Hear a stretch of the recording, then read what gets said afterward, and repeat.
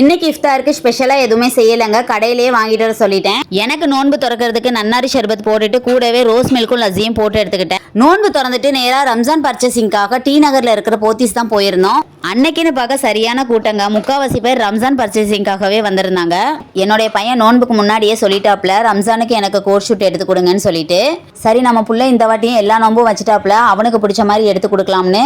நான் கூட இப்படி பார்த்து எடுப்பேனான்னு தெரியல. என்னுடைய பையன் ஒவ்வொன்றா பார்த்து செலக்ட் பண்ணியிருந்தான்.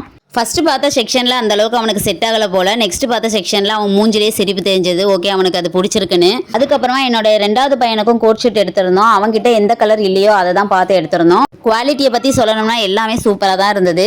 பர்ச்சேசிங்லாம் முடிச்சுட்டு கிளம்பிட்டோம். அடுத்த நாள் கோட் ஷூட்டுக்கு ஏற்ற மாதிரி கேன்வாஷ் எடுக்கணும்னு சொல்லிட்டு பேட்டா ஷோரூம் தான் வந்திருந்தோம். என் பெரிய பையன் செலெக்ஷன் பண்ணுறதுக்குள்ளே போதும் ஆயிடுச்சு. டைம் போனதே தெரியல. அவனுக்கும் குட்டி பையனுக்கும் சேர்த்து எடுத்துகிட்டு ஹஸ்பண்ட்க்கு வந்து பார்த்துருந்தாங்க, செட் ஆகலை. அதுக்கப்புறமா நாங்கள் வீட்டுக்கு நிறைய கிளப்பியாச்சுங்க. அவ்வளோதாங்க, நாளைக்கு பார்க்கலாம்.